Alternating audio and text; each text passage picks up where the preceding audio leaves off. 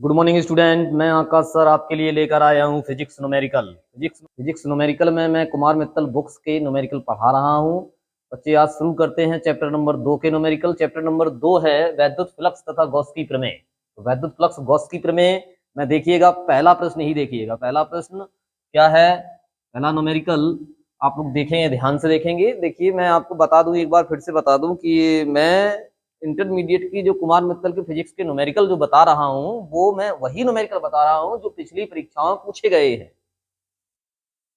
उसके अलावा मैं जो नए प्रश्न जोड़े गए हैं इंपॉर्टेंट, वो बता रहा हूं। तो आप लोग सीरियल नंबर पे ना जाएं। आप लोगों को याद रखना है कि यहाँ सिर्फ वही न्यूमेरिकल बताए जा रहे हैं जो न्यूमेरिकल विगत परीक्षाओं में पूछे गए हैं। तो देखते हैं पहला प्रश्न क्या है गॉस की प्रमेय का। पहला न्यूमेरिकल क्या है गॉस की प्रमेय का। आप लोग अपनी अपनी किताबें, कॉपी और पेन लेकर बैठें, नोट्स बनाते जाएं, रिवीजन करते जाएं।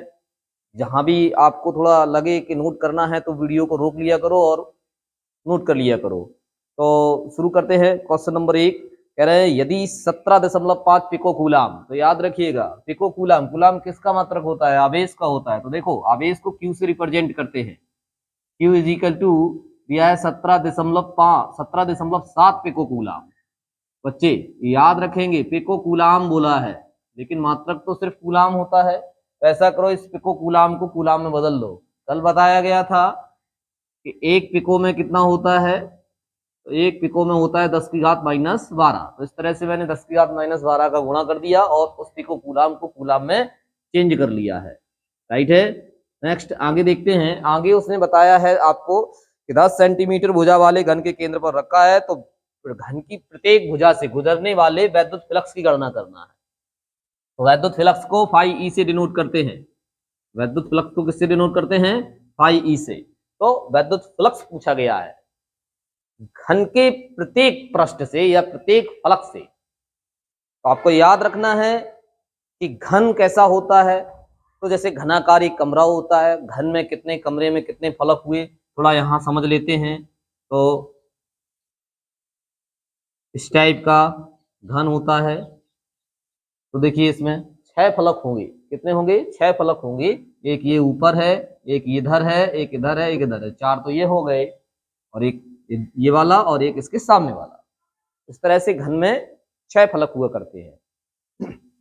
तो आपसे कहा गया है कि घन के प्रत्येक फलक से, हर एक फलक से, पहले तो हमें ये देखना है कि कुल वैद्युत फ्लक्स कितना होता है। तो देखो बच्चे, गॉस की प्रमेय में आपको बताया गया था कि किसी पृष्ठ से गुजरने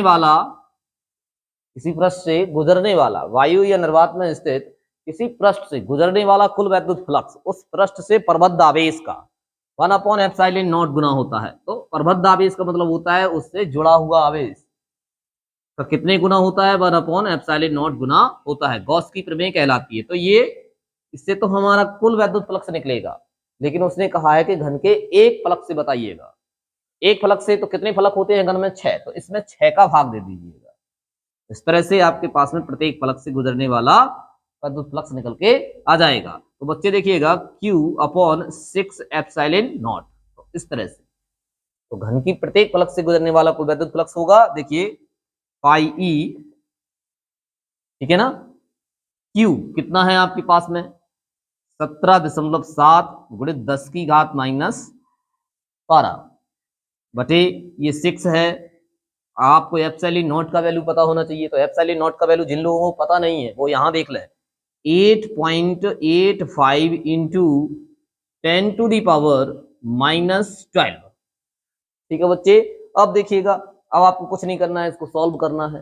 तो सॉल्व देखिएगा, 8.85 है ना, ये है 17.7। डिवाइड करेंगे तो ये देखिएगा बच्चे, बहुत ध्यान से देखिएगा, ये क्या हो जाएगा कि ये 2 बार जाएगा, और ये 10⁻⁻12 इधर है, यहाँ भी 10⁻⁻12 है। ये ऊपर जाएगा नीचे वाला, तो 10⁻+12 हो जाएगा। तो ये -का 12, ये +का 12, इसका यहाँ से ये घातें खत्म हो जाएंगी यहाँ से। तो क्या बच गया है आपके पास में, वैद्युत फ्लक्स फाई ई बराबर 2/6। इसको आप डिवाइड कर दो, तो आप डिवाइड करोगे तो 1/3। तो इस तरह से वैद्युत फ्लक्स हमारा हुआ 1/3।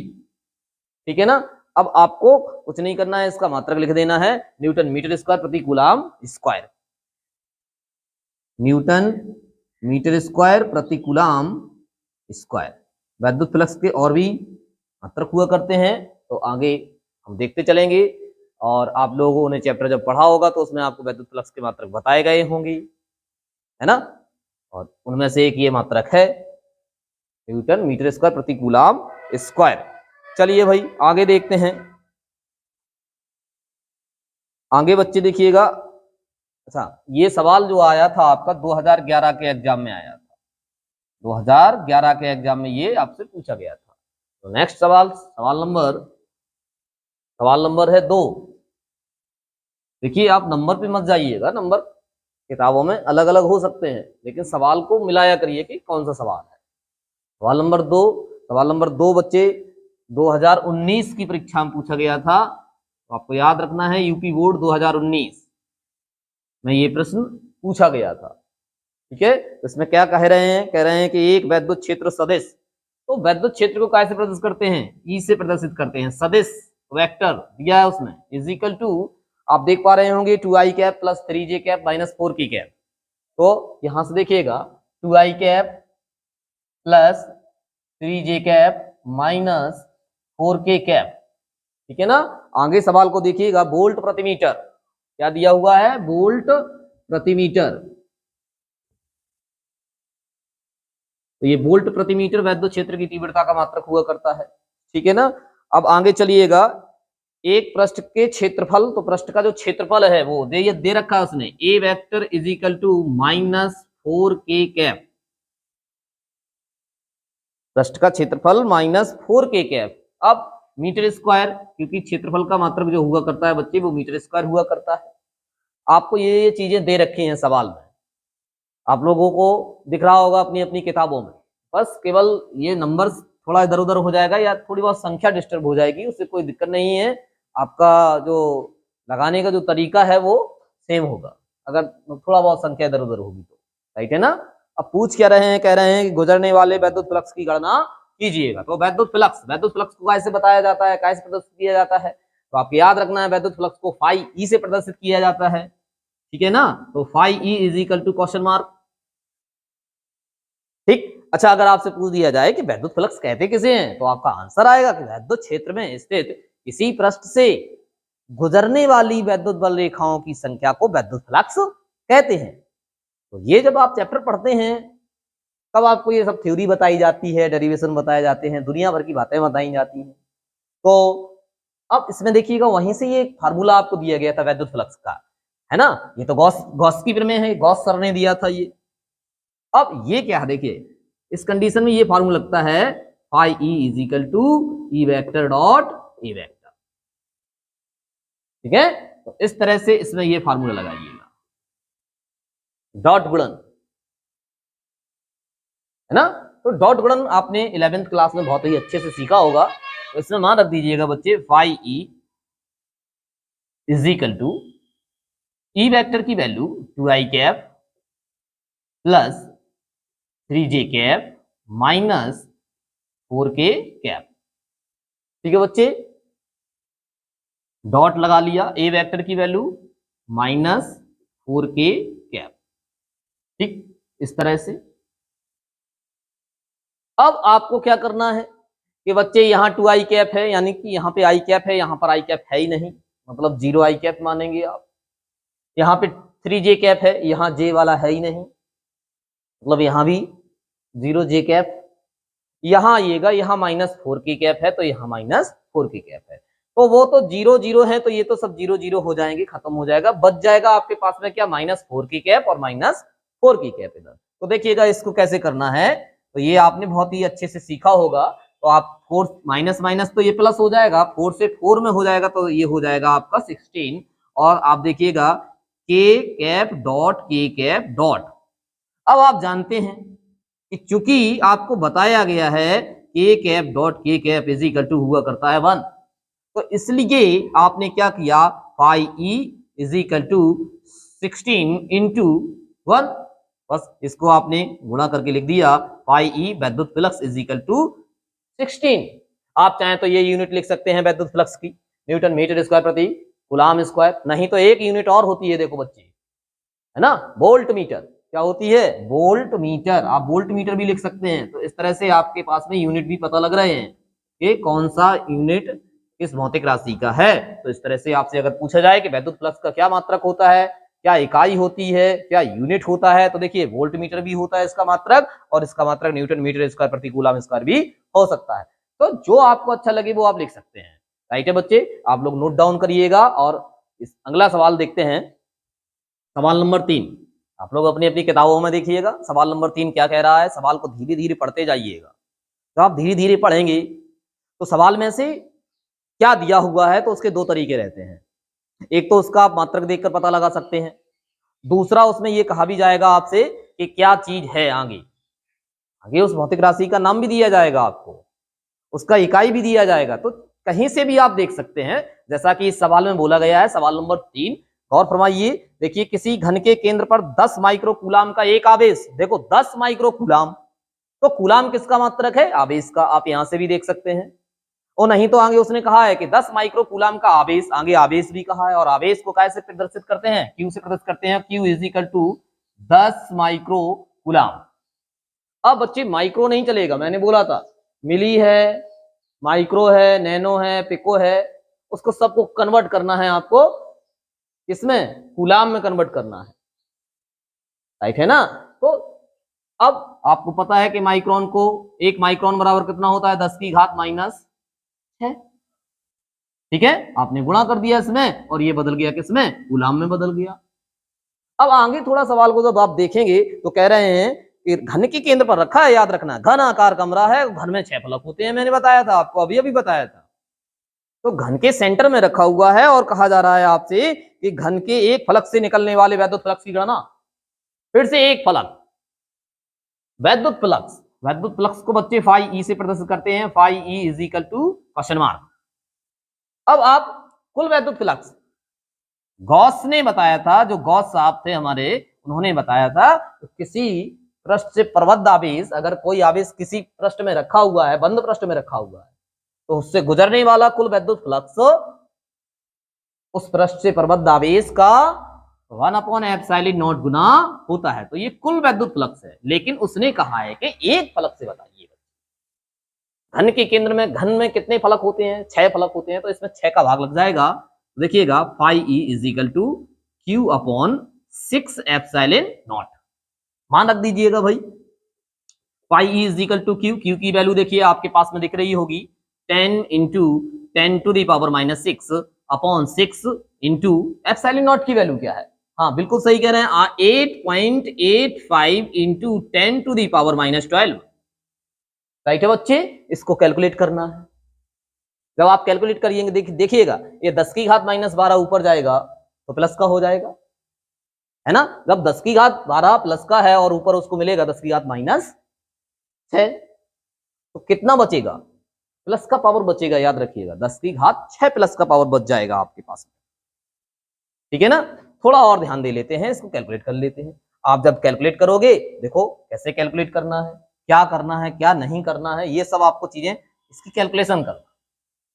ठीक है, तो देखो भाई, आप कैसे भी कर सकते हैं इसको।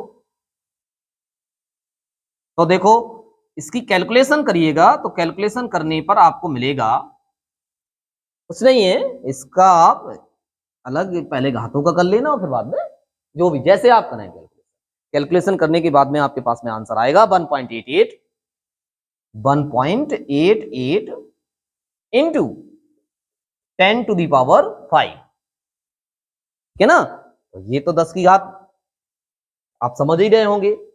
ये देखिएगा, यहां से एक कम और होगा और एक ऐड और हो जाएगा, जैसे आप करना हो। ठीक है, तो इस, अब आपने ये मान रख लिया है।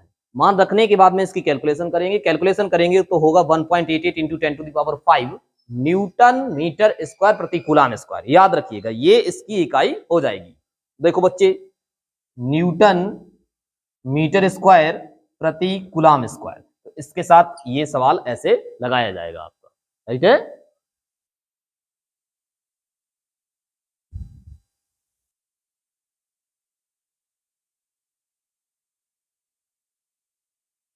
अगला सवाल देखिए बच्चे, आप लोग सवाल नंबर देखिए, जो बोर्ड का सवाल है अगला सवाल नंबर 6 है, 2019 की परीक्षा में पूछा गया है। सवाल नंबर 6 ये 2019 की परीक्षा में आपसे पूछा गया है बच्चे, याद रखिएगा। तो 2019 की परीक्षा में ये पूछा गया, क्या सवाल है, थोड़ा सवाल को देख लेते हैं। एक अनंत लंबाई के एक समान आवेश से सीधे तार का रैखिक आवेश घनत्व। बच्चे देखिए, मैंने बताया था आवेश घनत्व, तो आवेश घनत्व 3 प्रकार का होता है, याद रखना है। रेखीय आवेश घनत्व लैम्डा, पृष्ठ आवेश घनत्व है ना, तो आपको पृष्ठ आवेश घनत्व, रैखिक आवेश घनत्व, आयतन आवेश घनत्व। तो रैखिक आवेश घनत्व दिया है इसमें लैम्डा, या रेखीय आवेश घनत्व कहें, प्रति एकांक लंबाई में उपस्थित आवेश की मात्रा को रेखीय आवेश घनत्व कहते हैं। तो इसे लैम्डा से दिखाया जाता है, और लैम्डा इज इक्वल टू इसमें दे रखा है 10 गुणे 10 की घात माइनस 8, 10 गुणे 10 की घात माइनस 8, ठीक है। तो 10 गुणे 10 की घात माइनस 8 ये इसका रेखीय आवेश घनत्व दिया है, कूलाम प्रति मीटर, कूलाम प्रति मीटर, राइट। अब आगे आप सवाल को जब देख रहे होंगे तो उसमें ये भी लिखा हुआ है, तार से 2 सेंटीमीटर दूर, 2 सेंटीमीटर दूर उत्पन्न वैद्युत क्षेत्र की तीव्रता ज्ञात करिए। तो कितने सेंटीमीटर दूर, दूरी स्मॉल आर 2 सेंटीमीटर। तो बच्चे याद रखिएगा 2 सेंटीमीटर को आप मीटर में करें, तो याद रखो कि 2 सेंटीमीटर है, सेंटीमीटर से मीटर बनाना है, तो देखिए यहां 10 की घात माइनस 2 का गुणा कर दिया जाता है, तो ये सेंटीमीटर से क्या बन जाया करता है, मीटर बन जाया करता है। तो यहां भी मीटर और यहां भी मीटर, तो एमकेएस सिस्टम हो गया। उस न्यूमेरिकल सॉल्व करते समय सिस्टम का बड़ा ध्यान देना है। यदि एमकेएस सिस्टम में ही है सारी भौतिक राशियां, तो आपको एमकेएस में ही लेना है, नहीं तो फिर सीजीएस में है तो सीजीएस में लेना है, आंसर सीजीएस में आ जाएगा। सिस्टम तो आपने पढ़े ही होंगे, ठीक है। अब उसने कहा है कि वैद्युत क्षेत्र की तीव्रता, वैद्युत क्षेत्र की तीव्रता E बराबर क्वेश्चन मार्क से, E बराबर क्वेश्चन मार्क। अब याद करो, जब आपको ये बताया गया था, गॉस की प्रमेय के अनुप्रयोग बताए गए थे, उसमें अनंत लंबाई के एक चालक तार के कारण उत्पन्न वैद्युत क्षेत्र की तीव्रता का व्यंजक निकला था। वो व्यंजक क्या है, थोड़ा ध्यान देते हैं।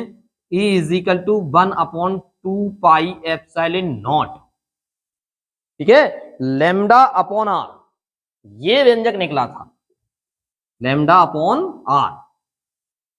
अब ये निकला था, देखो इसमें लैम्डा का मान दिया है, आर का मान रख दिया है, रख देंगे आंसर आएगा। लेकिन आप सोच रहे होंगे साहब 2 पाई अपॉन एप्सिलॉन नॉट में क्या करें, तो इसमें थोड़ा दिमाग लगा लो भाई। ये दिमाग ऐसा लगाओ कि ये 1/4 पाई एप्सिलॉन नॉट हो जाए। तो हम क्या करेंगे कि 2 का गुणा कर देंगे और 2 का भाग कर देंगे, तो इसके ऊपर तो कोई फर्क नहीं पड़ेगा, लेकिन अपनी बात बन जाएगी। चलिए भाई, 2 का गुणा 2 का भाग करेंगे, तो इसको ऐसे लिखेंगे, 2 का भाई गुणा किया तो देखो 1, ठीक है, यहां गुणा कर दिया, देखो 2 लैम्डा, राइट, और नीचे भाग किया, तो भाग करोगे तो इसमें नीचे गुणा हो जाएगा, फिर हो जाएगा 4 पाई एप्सिलॉन नॉट, ठीक है। तो 2 का गुणा और 2 का भाग, ठीक है। अगर आप इसको कैंसिल कर दोगे, 2 एकम 2 हो जाएगा, यहाँ 2 दूनी 4 हो जाएगा, ठीक है। तो हो जाएगा, आपको फिर से वहीं पहुंच जाओगे आप। इस तरह से आपने ये अपनी बात बना ली, और इस फार्मूले को इस तरह से आपने चेंज कर दिया, राइट है बच्चे। अब इसमें आप वैल्यू रखिएगा, वैल्यू रखेंगे तो देखिएगा E इज इक्वल टू, इसका मान आपको पता है 9 इंटू 10⁹, ठीक है, ये 2 लिखा हुआ है, 2 लिख लो। अब लैम्डा की वैल्यू देखो भाई, लैम्डा की वैल्यू ये लिखी हुई है 10 इंटू 10⁻⁻8, ठीक है, अपॉन स्मॉल आर। अब स्मॉल आर का वैल्यू देखिएगा, स्मॉल आर का वैल्यू लिखा हुआ है, ये देखो 2 इंटू 10⁻2 मीटर, ये सेंटीमीटर वाला नहीं लेना है, मीटर वाला लेना है, 2 इंटू 10⁻2 मीटर, राइट। कैलकुलेट कर दीजिएगा, आपके साथ आसान आंसर होगा। देखो यहां से 2 से 2 कैंसिल हुआ, ठीक है। अब ये 10 की घात माइनस 2 है, ऊपर जाएगा तो 10 की घात प्लस 2 हो जाएगा, राइट, 2 हो जाएगा तो ये 9 2 11 हो जाएगा, राइट है। और 11 में से 10 की घात 11 में से 10 की घात -8 यदि आप कम कर देंगे, हटा देंगे, तो कितना बचेगा? 10 की घात 3 बचेगा। तो वो तो घातें बच गई आपकी 10 की घात 3, और 10 का गुणा 9 में कर दोगे तो E = हो जाएगा 90 × 10⁻³ आप चाहें तो यहीं डन कर सकते हैं, नहीं तो थोड़ा और लिख लो इसे। तो E = 1 0 यहाँ है तो यहाँ पे एक पावर बढ़ा दो, हो जाएगा 9 × 10⁻⁴। अब इसका यूनिट लिखना है। वैद्युत क्षेत्र की तीव्रता का बच्चे यूनिट जानते हो क्या होता है? तो यूनिट होता है न्यूटन प्रति कूलाम। ठीक है, तो ये यूनिट जरूर लिखा करो, न्यूटन प्रति कूलाम। तो इस तरह से ये सवाल का आंसर रहेगा। ठीक, चलिए आप लोग नोट करिएगा। इसके बाद देखते हैं कौन सा सवाल है जो यूपी बोर्ड की पिछली परीक्षा में पूछा गया था। राइट है बच्चे, नोट करिए। अगला सवाल, सवाल नंबर 7 नंबर 2014 की परीक्षा में पूछा गया था। सवाल नंबर 7 ये आपसे पूछा गया था 2014 के एग्जाम में। तो सवाल नंबर 7 क्या कह रहा है, थोड़ा देख लेते हैं। बहुत ही इंपॉर्टेंट और महत्वपूर्ण सवाल है। देखो बच्चे, जब तक आपका चैप्टर थ्योरी जो भी आपको पढ़ाई गई होगी वो अगर तैयार नहीं है तो आप उसको जरूर तैयार कर लो, क्योंकि बिना चैप्टर के, बिना डेरिवेशन किए या बिना फार्मूले याद किए आप सोचें कि फिजिक्स के न्यूमेरिकल सॉल्व हो जाएं, तो कॉन्सेप्ट अगर क्लियर नहीं है तो आपके न्यूमेरिकल नहीं होने वाले। इसलिए न्यूमेरिकल को पढ़ने से पहले चैप्टर को बहुत ढंग से पढ़ें, बहुत अच्छे से याद करें, उस पर अच्छे से मेहनत करें, एक एक फार्मूला याद रखें, एक एक कॉन्सेप्ट याद रखें, तो आपके न्यूमेरिकल बन जाएंगे। अदरवाइज आप न्यूमेरिकल नहीं बना पाएंगे। इसलिए चैप्टर जरूर पढ़ा करें न्यूमेरिकल पढ़ने से पहले, तभी आप न्यूमेरिकल में कुछ कर पाएंगे। तो देखते हैं बच्चे क्वेश्चन नंबर 7। क्वेश्चन नंबर 7 क्या कह रहा है? धातु की बड़ी पतली दो प्लेटें एक दूसरे के समांतर हैं, प्लेटों पर पृष्ठावेश घनत्व। बच्चे, पृष्ठावेश घनत्व को सिग्मा से दिखाया जाता है, आपको बताया गया होगा। प्रति एकांक क्षेत्रफल में उपस्थित आवेश की मात्रा को पृष्ठावेश घनत्व कहते हैं, बताया गया था, सिग्मा से दिखाया जाता है। ठीक है, तो सिग्मा बराबर हमें दे रखा है, कितना दे रखा है जरा देख लेते हैं। 1.777 × 10⁻11 1.777 × 10⁻11 इसका मात्रक क्या होता है? देखो मात्रक बताया गया था आपको, कूलाम प्रति मीटर स्क्वायर, है ना, और इसमें भी दिया है कूलाम प्रति मीटर स्क्वायर। तो ये मात्रक जरूर लिखा करो बच्चे। तो ये पृष्ठावेश घनत्व हो गया प्लेटों का, दोनों प्लेटों के बीच, दोनों प्लेटों पर ये इतना पृष्ठावेश घनत्व है। ठीक है, आगे थोड़ा देख लेते हैं। कह रहे हैं तथा विपरीत चिन्हों का है प्लेटों के बीच वैद्युत क्षेत्र की तीव्रता कितनी है? तो वैद्युत क्षेत्र की तीव्रता, ठीक है, E = पूछ रहे हैं। देखो याद करो, मैंने, या आप याद करिए, गॉस की प्रमेय जब पढ़ाई गई थी तो उसमें बताया गया था कि एक चालक प्लेट है, चालक प्लेट है जो अनंत लंबाई की, अनंत विस्तार की चालक प्लेट है, उसके कारण कितना वैद्युत क्षेत्र उत्पन्न होता है, गॉस की प्रमेय की सहायता से ज्ञात करना था। तो सीधा आया था E = σ/ε0। राइट, तो ये चालक प्लेट के कारण आपके पास में आया था। ठीक, तो अब आप इसमें वैल्यू फिक्स करिएगा। सिग्मा की वैल्यू है 1.777 × 10⁻11। ठीक है बच्चे, ε0 की वैल्यू आप जानते हैं 8.85 × 10⁻12। इसको आप कैलकुलेट कर दीजिएगा। जैसे ही आप कैलकुलेट करेंगे तो आपके पास में आंसर देखने को मिलेगा 2, कितना मिलेगा? 2 मिलेगा। ठीक है, कैलकुलेट करना, आपके पास में आंसर आएगा 2 न्यूटन प्रति कूलम। इसको इससे डिवाइड करना, ये घातें ऊपर ले जाना, दशमलव इधर उधर कर देना, आंसर 2 न्यूटन प्रति कूलम। राइट है बच्चे, तो इस तरह से अगला सवाल देखते हैं। सवाल नंबर 7 कंप्लीट हुआ। नेक्स्ट सवाल, सवाल नंबर, आप लोग देख पा रहे होंगे अपनी अपनी किताबों में, देखिए 12 नंबर सवाल देखिएगा। सवाल नंबर 12, सवाल नंबर 12 में क्या कह रहे हैं, थोड़ा ध्यान से देखिएगा। ये जो आपसे पूछा गया था 2010 की परीक्षा, 2010 की परीक्षा में, बच्चे यहाँ मैं महत्वपूर्ण सवाल ही बता रहा हूँ जो किसी न किसी परीक्षा में आए हैं। सिर्फ उन्हीं सवालों को मैं बता रहा हूँ और आप लोग उन्हीं सवालों को तैयार करें जिससे आपकी बोर्ड परीक्षा में कोई वैसा ही सवाल होगा या उन्हीं में से कोई होगा, तो ज्यादा परेशान नहीं होना है। अब 2010 की परीक्षा में ये जो सवाल नंबर 12 पूछा गया था उसमें कह रहे हैं कि 500 न्यूटन प्रति कूलाम के वैद्युत क्षेत्र में, आपने देखा कि न्यूटन प्रति कूलाम लिखा हुआ है, किसका मात्रक है आपको याद है तो ठीक, नहीं तो उसने आगे कहा भी है वैद्युत क्षेत्र। तो वैद्युत क्षेत्र को कैसे प्रदर्शित करते हैं, ई से, और ई बराबर कितना दिया हुआ है 500 न्यूटन प्रति कूलाम, तुरंत ही लिख लिया। और आगे आपने देखा 10 की घात -4 सेंटीमीटर त्रिज्या की जल की एक बूंद। अब जल की बूंद की जो त्रिज्या दे रखी है वो 10 की घात -4 सेंटीमीटर दे रखी है। 25 सेंटीमीटर के मीटर में बनाना है, कैसे बनाएंगे, 10 की घात -4 इंटू 10 की घात -2 का गुणा कर दो तो ये हो गया 10 की घात -6 मीटर।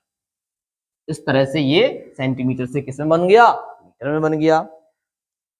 स्वतंत्र रूप से लटकी है जल की बूंद के आवेश की गणना करिएगा। तो जल की बूंद पर कितना आवेश है ये हमें ध्यान देना है,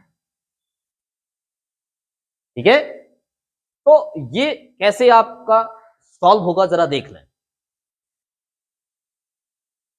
देखो बच्चे, जैसे अगर मैंने एक पानी की बूंद या इस मार्कर को मैंने लटकाया तो इस पर एक नीचे की ओर एक बल काम कर रहा है। कौन सा बल काम कर रहा है, पृथ्वी जो बल लगाती है उसे गुरुत्व बल कहते हैं। तो गुरुत्व बल काम कर रहा है इस पर।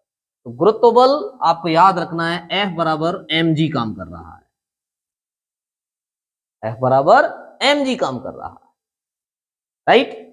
अब वैद्युत क्षेत्र में लटका है बूंद, जो जल का बूंद है वो वैद्युत क्षेत्र में लटकी हुई है तो इस पर वैद्युत बल भी काम करेगा। इसको आपने समीकरण 1 बनाया तो वैद्युत बल भी काम कर रहा है तो F बराबर होता है EQ। इसको आपने समीकरण 2 बनाया। ध्यान देना बच्चे, F वैद्युत बल है, कैपिटल E वैद्युत क्षेत्र है, Q आवेश है जो आपको ज्ञात करना है। अब वो लटकी हुई है तो गुरुत्व बल काम कर रहा है, ये गुरुत्व बल है यहाँ F समीकरण 1 में। M जल की बूंद का द्रव्यमान है और G गुरुत्वीय त्वरण है, ठीक है बच्चे।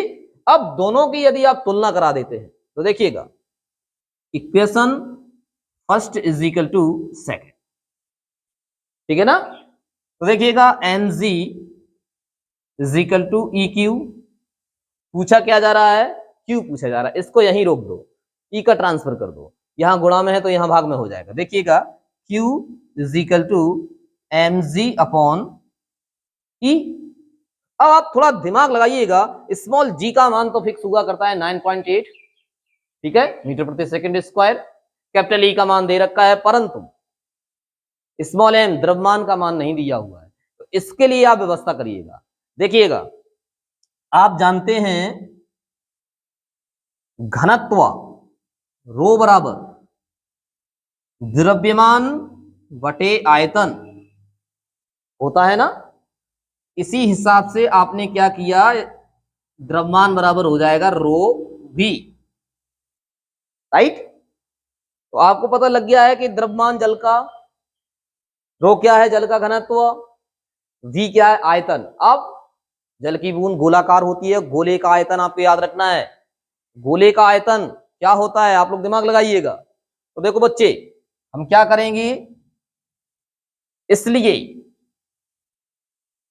ये जो आवेश है Q बराबर, उसको हम ऐसे लिख सकते हैं, यहां पे हमें क्या लिख देना है रो v, m के जगह पे हमने क्या लिख दिया रो v, और ये स्मॉल g ये भी लिख दिया बटे कैपिटल E, ठीक है बच्चे।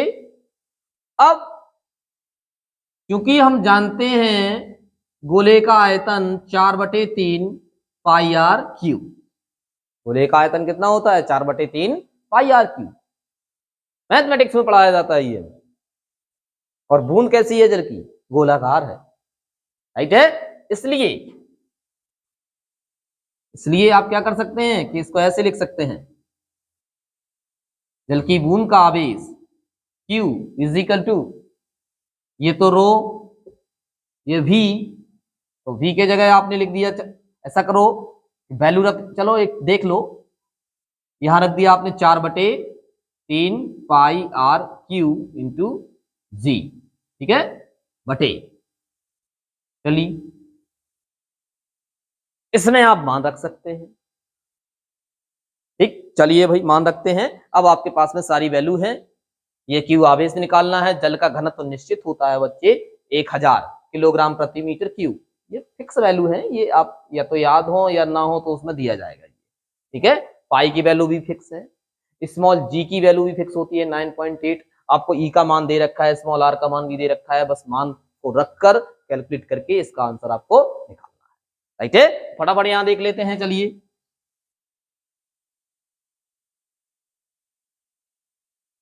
देखो बच्चे, इसमें मान रखते हैं Q इज इक्वल टू रो, रो के जगह मैंने बोला था जल का घनत्व होता है 1000 इंटू ये लिखा हुआ है 4, ठीक है, इंटू पाई की वैल्यू 3.14,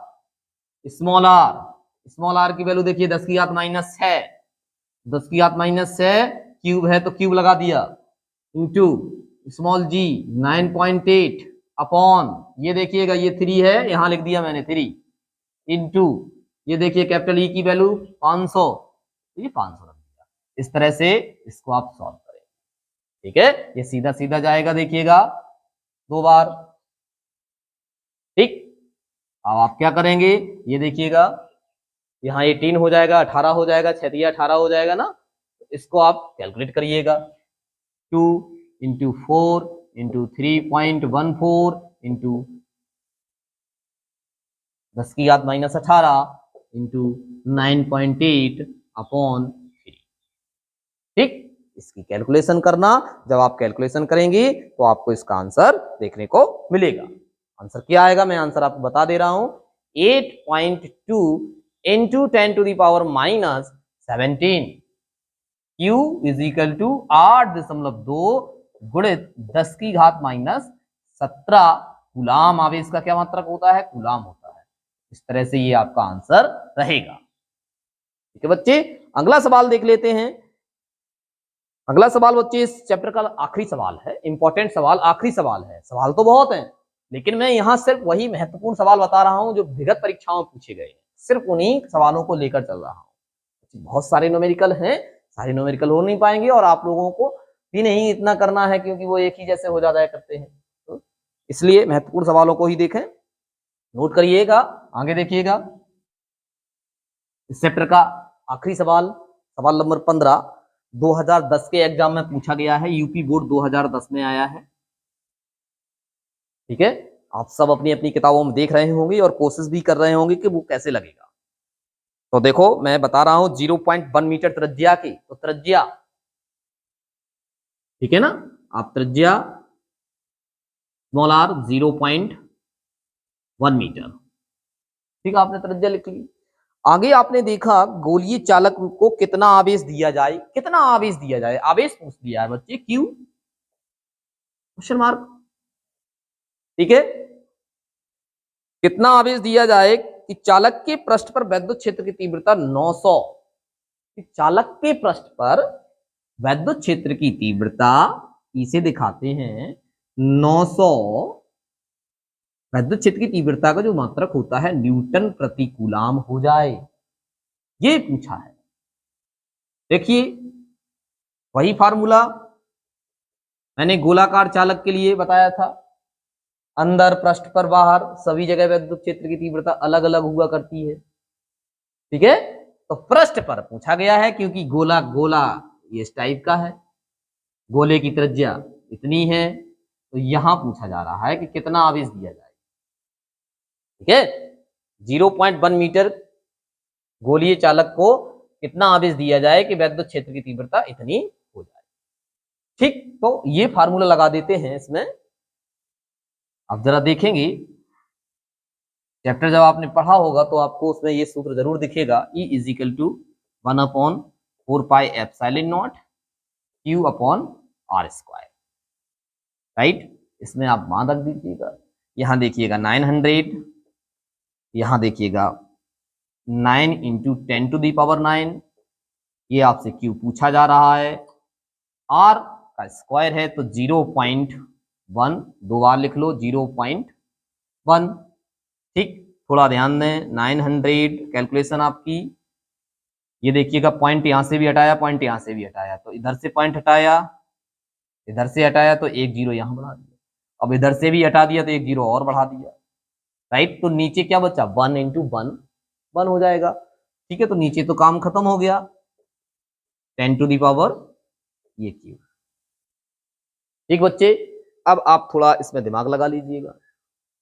देखिए 900 से 900 कैंसिल हो जाएगा, ये 1 बच गया इधर। अब आपके पास में 10 की घात 9, 10 की घात 9 क्यू के साथ में गुणा में है, तो इधर आएगा तो किस में हो जाएगा, भाग में हो जाएगा। तो आप देख पाएंगे क्यू इधर आया ये, तो 1/10 की घात 9। ठीक, अब ये 10 की घात 9 को जब आप ऊपर ले जाएंगे तो देखो बच्चे चिन्ह बदल जाएगा, 10 की घात यदि प्लस में है तो ऊपर माइनस में हो जाएगा। तो देखिएगा Q is equal to 1 into 10 to the power -9 coulomb, आपका ये आंसर। यदि आप और अच्छा से लिखना चाहते हैं तो ऐसे लिख लो, 10 की घात -9 कूलाम।